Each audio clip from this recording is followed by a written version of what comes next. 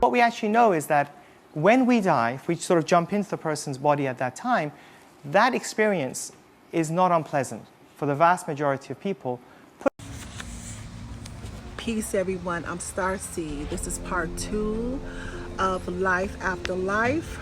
In my last video, I discussed with you guys what it was like to die. You know, in this book, the author, he interviewed a variety of people who all had the same experience of what life was like after they died.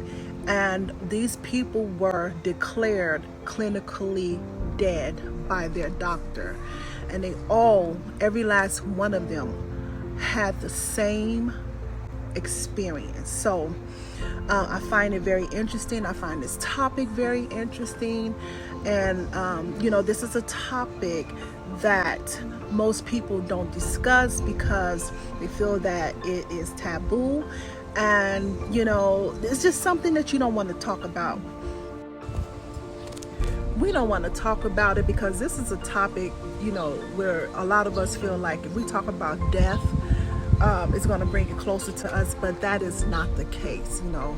But a lot of people are curious to what life is like after you die, you know, life after life. You know, this body is just a shell, you know, and, you know, we are immortal, you know, we will live forever. So just know that a lot of us went through this in our past lives. I believe in past lives, and this is not our only life, you know, and we're going to continue to go through it. Once this body dies out, we will, our spirit will go to another vehicle or another body.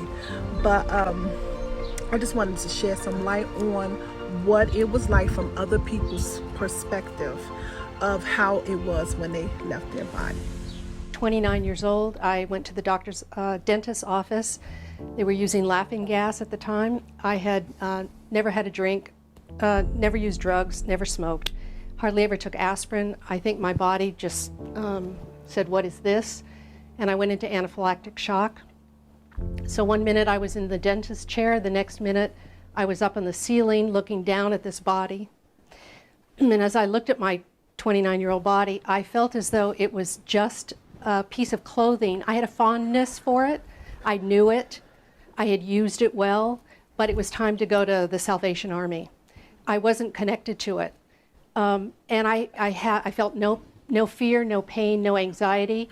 The dentist was kind of freaking out, and I was trying to talk to him from up there and say it was okay, but of course he didn't get it. As if that would help. And I had also within this, I had no sense of time. There was no anxiety. There was no sense of passing time. So I don't know how long I was up there in the corner.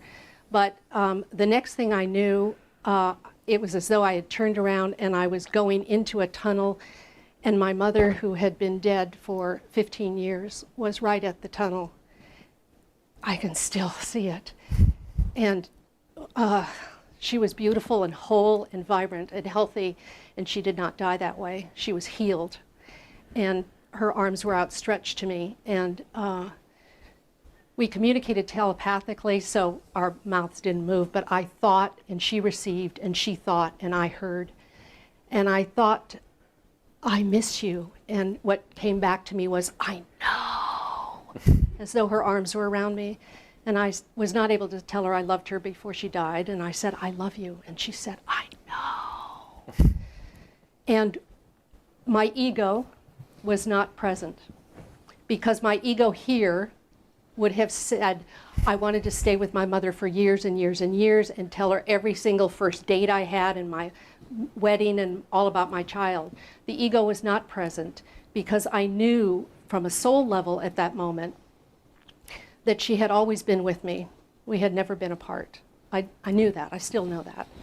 And so with that, I was drawn into a tunnel that, to me, the words I can describe it are almost an opalescent blue, beautiful, beautiful. And at the end of the tunnel was a pinpoint of light, and I couldn't do anything but go toward it.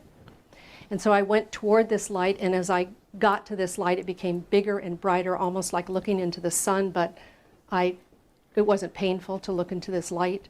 And the light was in front of me, and then the light was around me, and then I was in the light, and then I knew we don't want to the talk light. about it because this is a topic, you know, where a lot of us feel like if we talk about death, it's going to bring it closer to us, but that is not the case, you know.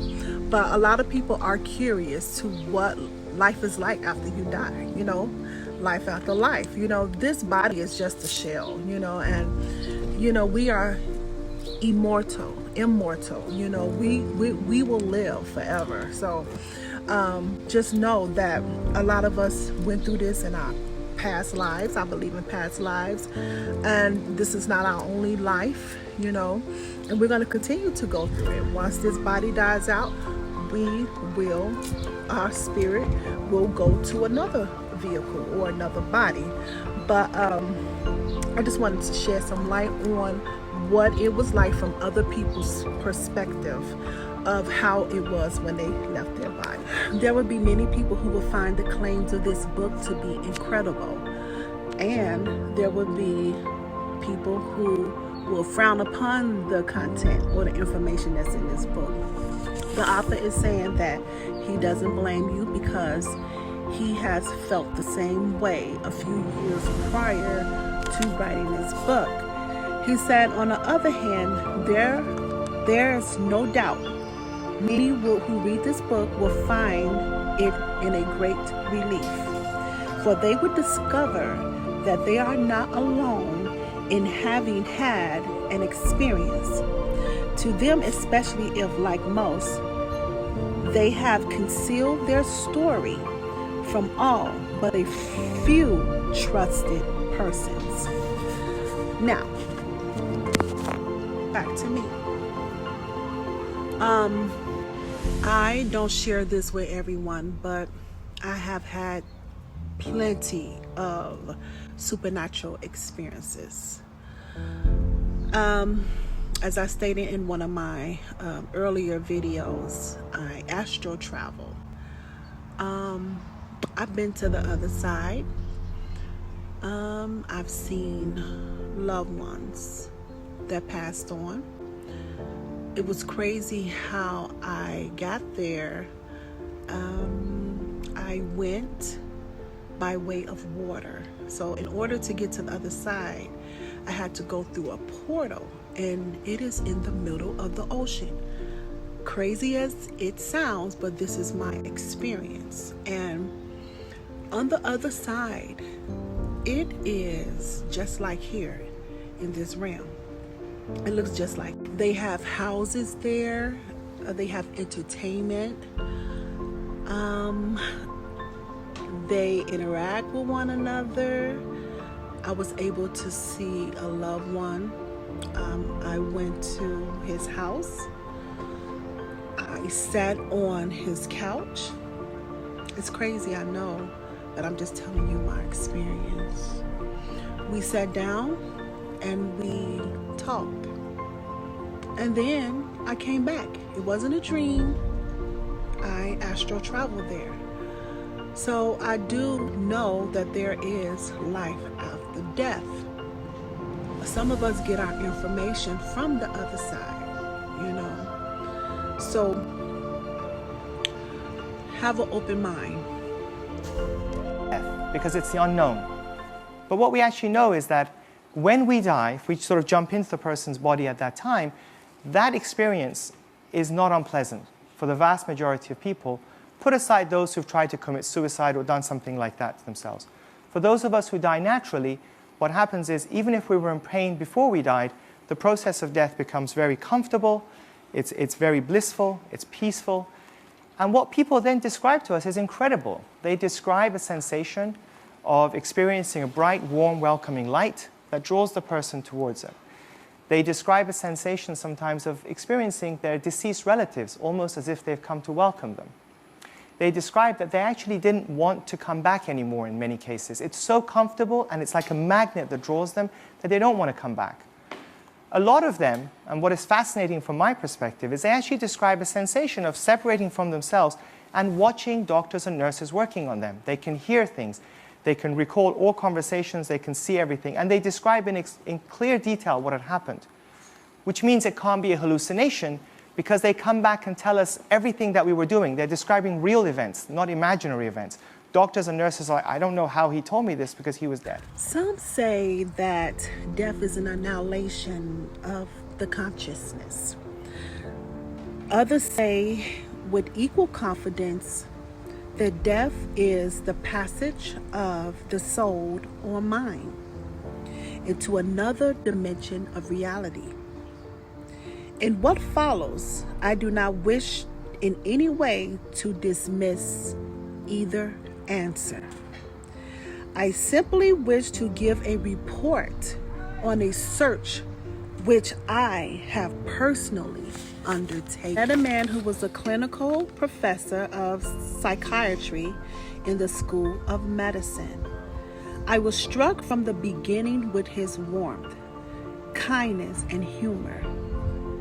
It came as a great surprise when I later learned a very interesting fact about him, that he had been dead not just once, but on 2 occasions, about 10 minutes apart.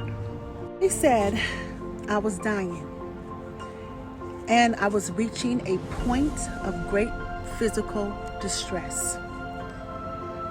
He hears himself pronounced dead by his doctor. He begins to hear an uncomfortable noise, a loud ringing or buzzing at the same time. It feels like he's moving very rapidly through a long, dark tunnel. After this, he suddenly finds himself outside of his own physical body, but still in the immediate physical environment, and he sees his own body from a distance. This unusual vantage point, and in this state of emotional upheaval, he collects himself and becomes more accustomed to his old condition. He notices that he still has a body, but one of a very different nature and very different powers from the physical body he has left behind. I'm going to end this right here. I'll continue to read some more parts or sections of this book, Life After Life, in my next video, which will be part 3. I hope I was able to shed some light and on this subject. And you know, if you have experienced something that's similar to this, what I read, and some of the things that I went through, comment below, share them with us, because you're not alone. And it's good to know that I'm not alone as well. You know, I'm not the only oddball, you know, that experience some supernatural type things. But anyway, I'll catch you in my next video, and don't forget to subscribe if you have not done so already. I'll see you in part 3, Life After Life.